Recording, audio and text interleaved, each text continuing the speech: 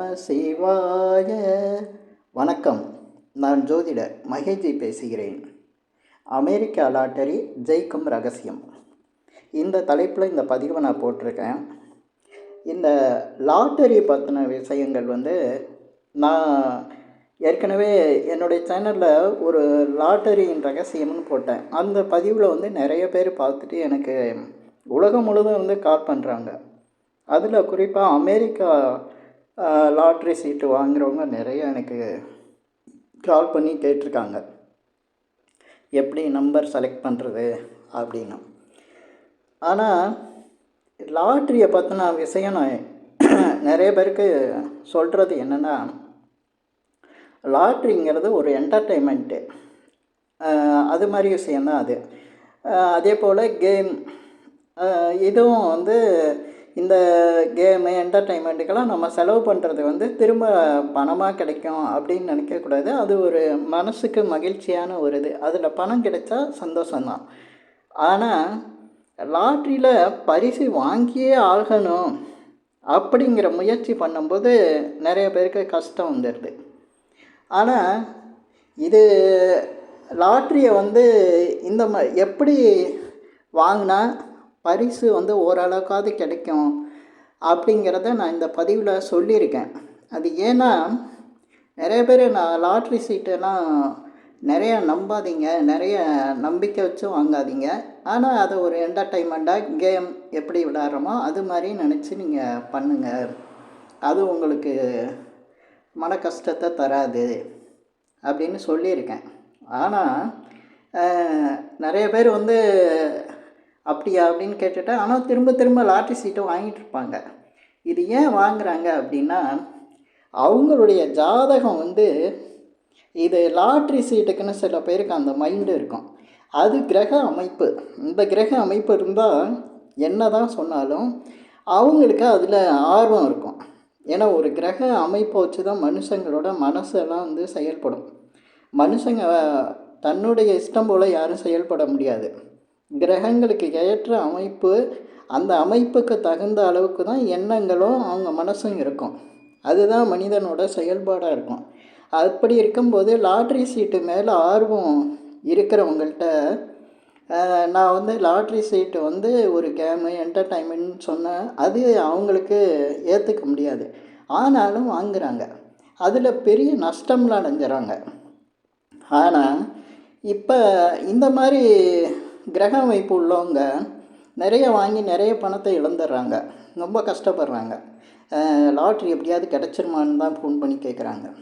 ஆனால் நான் என்ன சொல்கிறேன்னா, ஓரளவுக்கு சரி, இதுக்கு ஏதாவது நம்ம வழி கண்டுபிடிக்கணும், இதுக்கு ஒரு தீர்வு சொல்லணும், சொல்யூஷன் இருந்தால் தானே.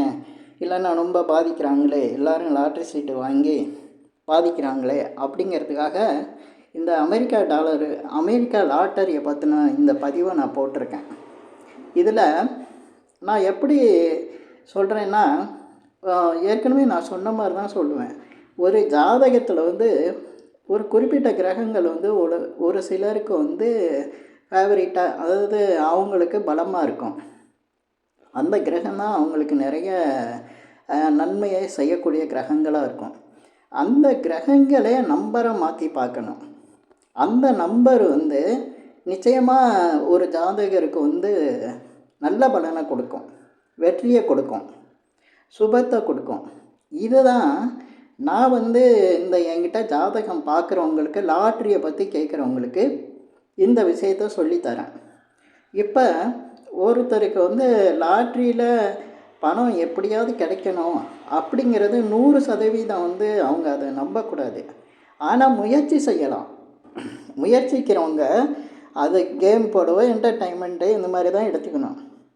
சிலருக்கு சரியான முறைப்படி அந்த லாட்ரி நம்பரை அவங்க பயன்படுத்த தெரிஞ்சிட்டாங்கன்னா நிச்சயமாக அவங்களுக்கு எப்படியாவது பரிசு கிடைச்சிரும். ஏன்னா இப்போ ஒருத்தருடைய ஜாதகத்தில் அவங்களுக்கு லக்ன புள்ளி இருக்கும், அது ஒரு கிரகமாக இருக்கும். அதே போல் ஒருத்தருக்கு கரணநாதன் இருப்பார், யோகர் இருப்பார். இதெல்லாம் ஒரு கிரகமாக இருக்கும். கரணநாதன்கிறதுக்கு ஒரு கிரகம் இருக்கும், அதே போல் யோகருங்கிறதுக்கு ஒரு கிரகம் இருக்கும். இதே போல் பார்த்திங்கன்னா நிறைய கிரகங்கள் வந்து குறிப்பிட்ட சில நட்சத்திரத்தில் இருக்கும். அதிகமாக வந்து கிரகங்கள் வந்து ஒரு குறிப்பிட்ட நட்சத்திரத்தில் இருக்கும். அப்போ அந்த நட்சத்திரங்களில் தான் அதிக கிரகங்கள் இருக்குதுன்னா அந்த நட்சத்திரத்துக்குரிய கிரகம் வந்து பலமாக இருக்கும். இதுதான் மனித வாழ்க்கையை இயக்கிறது. மனிதனோட வாழ்க்கையில் பார்த்திங்கன்னா அவங்களுக்கு பல நன்மைகளை செய்கிறது வந்து பார்த்திங்கன்னா யோகர், கரணநாதன், லக்ன புள்ளியோட கிரகம், அதிக கிரகங்கள் இருக்கக்கூடிய நட்சத்திரங்களோட கிரகம், இது மாதிரி தான் வந்து ஒரு மனுஷரோட வாழ்க்கையில் வந்து நிறைய வெற்றியை கொடுக்கும், சுபத்தன்மை கொடுக்கும். இப்போ இதையே நம்ம வந்து லாட்ரிக்கையும் பயன்படுத்தலாம். லாட்ரிக்கு இந்த மாதிரி இதில் எந்த கிரகம் வந்து வலுவோடு இருக்குதோ அந்த நம்பரை வாங்கும்போது, அந்த நம்பரை தொடர்ந்து வாங்கும்போது நிச்சயமாக அவங்களுக்கு ஏதாவது ஒரு பரிசு கிடச்சிரும்.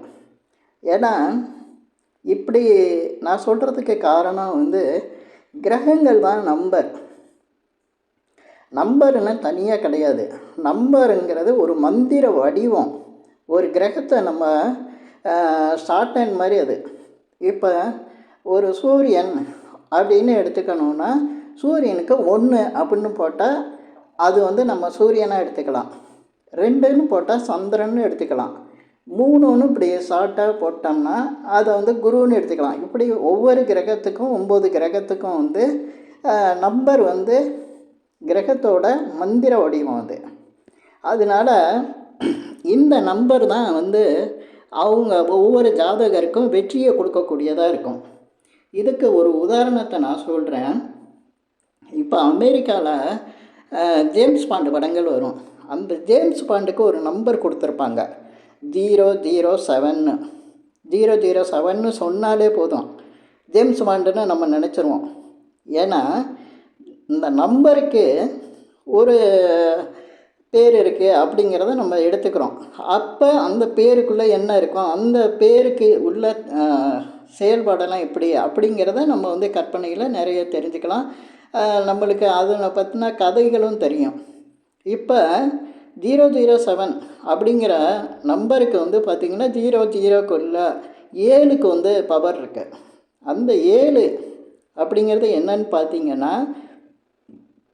ஒரு ரகசிய போலீஸ், அதாவது என்ன சொல்லுவாங்கன்னா ஜேம்ஸ் பாண்டு போலீஸில் ரகசியமாக, அதாவது ஒரு இன்சிடெண்ட் நடந்துருச்சுன்னா அதை வந்து கண்டுபிடிக்கிறவங்க வந்து ஜேம்ஸ் பாண்டுன்னு சொல்லுவாங்க. பழைய படங்கள் இப்போவும் வருது, ஜேம்ஸ் பாண்டு படங்கள் வருது.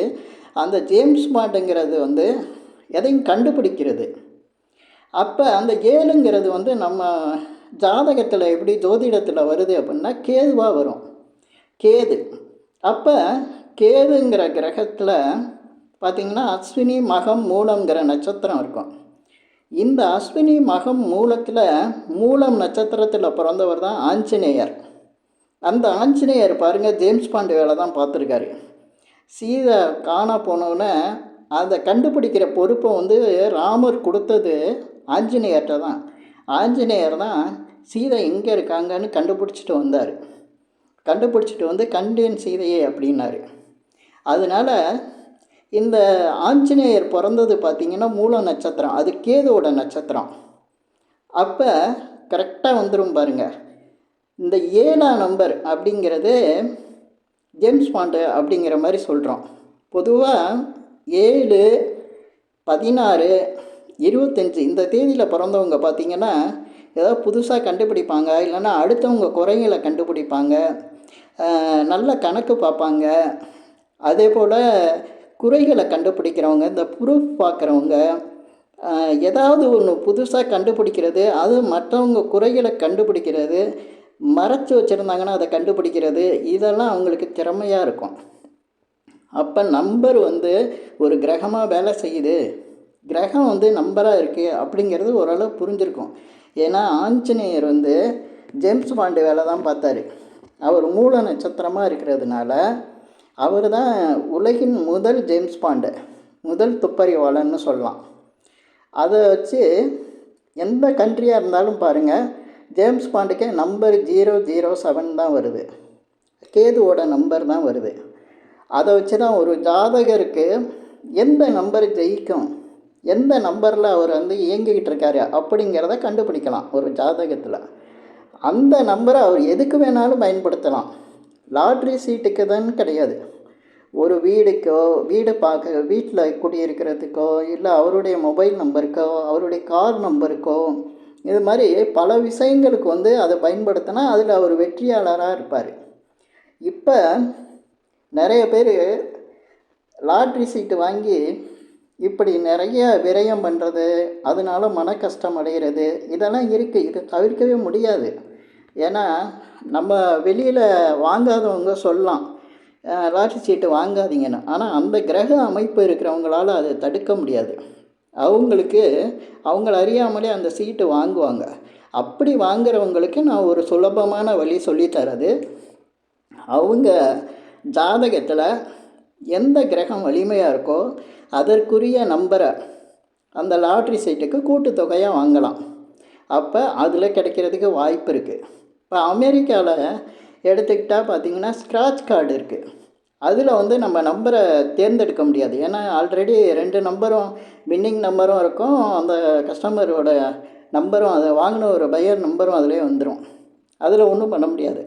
ஆனால் இந்த பவர் பாலு, மெகா மில்லினியம், இந்த இதெல்லாம் ஒரு கார்டில் நம்பர் கொடுத்துருவாங்க. அந்த நம்பரை வந்து நம்ம செலக்ட் பண்ணலாம், ரவுண்ட் பண்ணலாம். அதை ரவுண்ட் பண்ணி அந்த வாங்கின கடையிலே, அந்த கார்டு இருக்க கடையிலே கேஷில் கொடுத்தா அவங்க பிரிண்ட் எடுத்து அந்த நம்பரை கொடுப்பாங்க. அதுக்கு வின்னராக வரத்துக்கு வாய்ப்பு இருக்குது. அதனால தான் இந்த நம்பரை தேர்ந்தெடுக்கும்போது ஒரு ஜாதகத்தில் எந்த கிரகம் வலிமையாக இருக்கோ அந்த நம்பரை தேர்ந்தெடுக்கணும். அந்த நம்பரை தேர்ந்தெடுக்கும்போது உடனே உளுந்துருன்னு சொல்ல முடியாது. ஏன்னா லாட்ரி சீட்டு வாங்குறவங்களாம் இன்றைக்கி வாங்கினா நாளைக்கு விழுந்துருமான்னு நினச்சிடக்கூடாது. ஆனால் அந்த நம்பரை தொடர்ந்து வாங்கணும். தொடர்ந்து வாங்குறப்ப அது எப்போயாவது ஒரு தடவை அவங்களுக்கு உழுகும். ஏன்னா அவங்களுக்கு எல்லா நேரத்துலையும் சாதகமான நிலை இருக்காது. ஆனால் சாதகமான நிலை உடனே வரலாம், 1 வருஷத்துலேயும் வரலாம், 1 மாதத்துலேயும் வரலாம், 6 மாதத்துலேயும் வரலாம். இந்த மாதிரி அவங்களுக்கு சாதகமான நிலை வரும்போது அந்த நம்பரில் அவங்களுக்கு பரிசு கிடைச்சிரும். இப்போ இந்த மாதிரி சாதகமான நம்பர் ஜாதகத்தில் எந்த நம்பர் வந்து அவங்களுக்கு பலமாக இருக்கோ அதை தேர்ந்தெடுத்து வாங்குறப்ப அதில் ஒரு நல்ல விஷயம் இருக்குது. இப்போ லாட்ரி சீட்டு வாங்குறவங்க கண்ணாபின்னான்னு வாங்குறாங்க. இந்த நம்பர் ஒழுகும், அந்த நம்பர் ஒழுகுன்னு பல நம்பரை வாங்கிடுவாங்க. இவங்க வாங்காத நம்பருக்கு விழுந்திருக்கோம். அதனால பல நம்பர் வாங்கும்போது நிறைய லாஸ் ஆகிட்டுருக்கோம். அந்த லாஸை வந்து குறைக்கலாம். ஏன்னா இந்த குறிப்பிட்ட நம்பர் மட்டும்தான் இவங்க வாங்குவாங்க, விழுந்தால் இதில் விழுகட்டும் அப்படின்ட்டு. இதில் வந்து நிறைய லாஸு வந்து தவிர்த்தரலாம். ஏன்னா அந்த நம்பர் இவங்க ஜாதகப்படி எந்த கிரகம் வலிமையாக இருக்கோ அதற்குரிய நம்பரை மட்டும்தான் வாங்குகிற மாதிரி இருக்கும். லாட்ரி டிக்கெட்டு வாங்குகிற மாதிரி இருக்கும். அப்படி வாங்கும்போது மிக சரியான ஒரு பலன் கிடைக்கும். உழுகும், அது எப்போன்னு சொல்ல முடியாது. ஆனால் எப்போவோ ஒரு தடவை அந்த நம்பர் வந்து இவங்களுக்கு கிளிக் ஆகிரும். ஏன்னா ஜாதகத்தில் வலிமையாக இருக்கிற நம்பர் வந்து சாதகமான பலனை தான் தரும். எப்போவுமே நம்மளுக்கு கொடுக்கப்பட்ட விஷயங்களில் நம்ம சரியாக இருந்தோம்னா நிச்சயமாக அதில் வெற்றி கிடைச்சிரும். அதுதான் வந்து இந்த மாதிரி லாட்ரி சீட்லலாம் வந்து லாட்ரி சீட்டை வாங்குகிறவங்க லாஸை குறைச்சிக்கணும், அதே சமயத்தில் ஜெயிக்கிறதுக்கான வழியும் தெரிஞ்சுக்கணும். இப்படி லாட்ரி சீட்டை வாங்கும்போது அதிகம் லாஸ் ஆகாது. குறிப்பிட்ட நம்பரை தொடர்ந்து வாங்கும்போது ஏதாவது ஒரு நிலையில் அந்த நம்பருக்கு வந்து கிடைக்கும். இப்போ எல்லோரும் கேட்கலாம், அது 6 டிஜிட்டாக வரும், அதில் வந்து 2 பால், 3 பால், 4 பால் இப்படிலாம் வருது. நீங்கள் எதையுமே யோசிக்காதீங்க. உங்களுக்கு தேவை இந்த கூட்டுத்தொகையை பார்த்துக்குங்க. அதே மாதிரி நம்பரை செலக்ட் பண்ணுங்கள். உங்களுக்கு அதுக்குள்ளே வந்து 2 பாலோ 3 பாலோ 4 பாலோ ஏதோ ஒன்று இது வந்து கிளிக் ஆகிட்டே இருக்கும்.